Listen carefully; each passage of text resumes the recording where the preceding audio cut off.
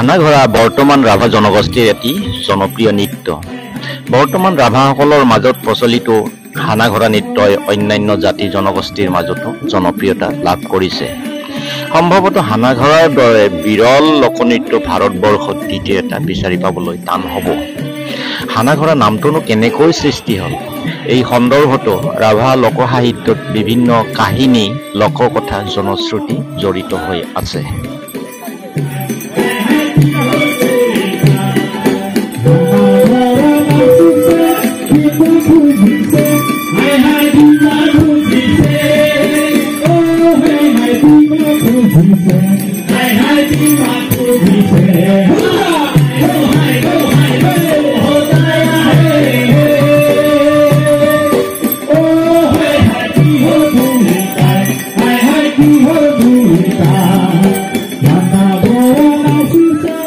ৰাভা জনগোষ্ঠী মাইতাৰী, ৰংদানী, দাহৰি, চুঙা, পাতি, ততলা, হানা, কচ, বিতলীয়া এই 9টা থালেৰে গঠিত।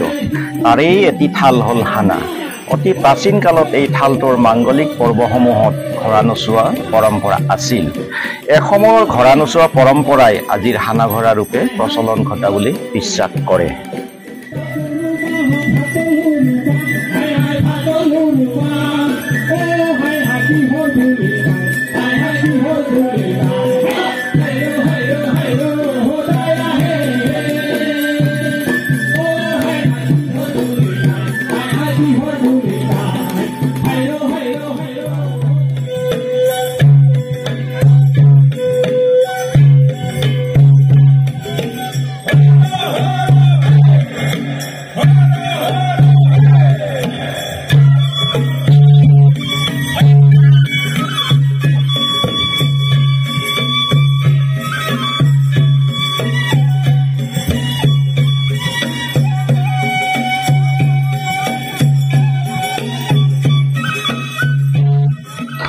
অন্য এক লোককথা মতে পৌৰাণিক কালৰ দক্ষ ৰজাৰ জীয়ৰী সতী দেৱীৰ স্বামী আছিল মহাদেৱ।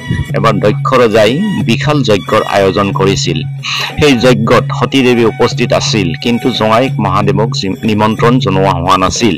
বৰং সতী দেৱীৰ সন্মুখত দক্ষ ৰজাই মহাদেৱক তীব্ৰ নিন্দাহে কৰিছিল। স্বামীক কৰা নিন্দা সতী দেৱীয়ে সহ্য কৰিব নোৱাৰি যজ্ঞস্থলীতে দেহ ত্যাগ কৰিছিল। এই কথা জানিব পাৰি মহাদেৱৰ খঙে চুলিৰ আগ পাইছিল। সতী দেৱীৰ নিথৰ দেহ কান্ধত লৈ মহাদেৱে জগত ভ্ৰমি ফুৰিছিল। কিন্তু প্ৰকৃতিৰ নিয়ম ৰক্ষাৰ কাৰণে ভগৱান বিষ্ণুই সুদৰ্শন চক্ৰৰে সতী দেৱীৰ দেহ টুকুৰা টুকুৰকৈ খহাই দিছিল। যেতিয়া মহাদেৱৰ গাৰ পৰা সতী দেৱীৰ অংগ এপদ এপদকৈ নোহোৱা হৈ পৰিছিল, তেতিয়া তেওঁ এখন জনজাতীয় গাঁৱত আশ্ৰয় লৈছিল। মহাদেৱে সেই গাঁওখনত জনজাতিসকলৰ সৈতে নিশা লাও পানী খাই নৃত্য আৰম্ভ কৰিছিল। তেতিয়াই কালী গোসাঁনীয়ে ঘোঁৰাৰ ৰূপ লৈ মহাদেৱৰ সৈতে নৃত্যত যোগ দিছিল। সেই তেতিয়াৰে পৰাই হানাঘৰাৰ জন্ম হোৱা বুলি বিশ্বাস কৰে।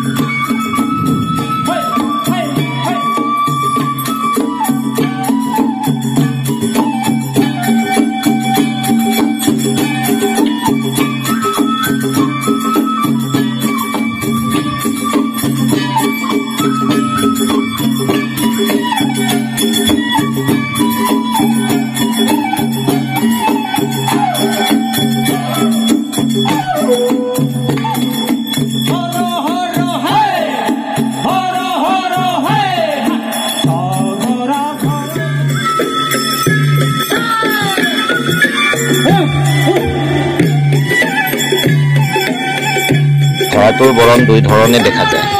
দক্ষিণ কামৰূপৰ পাতি ৰাভাসকলে নচোৱা ঘোঁৰাটোৰ বৰণ বগা, আনহাতে গোৱালপাৰা জিলাৰ পাতি ৰাভা আৰু হানা ৰাভাসকলে নচোৱা ঘোঁৰাটোৰ বৰণ ক'লা। দক্ষিণ কামৰূপৰ পাতি ৰাভাসকলে নচোৱা ঘোঁৰাটো হানা ঘোঁৰা আৰু গোৱালপাৰা জিলাৰ পাতি ৰাভা আৰু হানা ৰাভাসকলে নচোৱা ঘোঁৰাটো জাৰি ঘোঁৰা বোলে।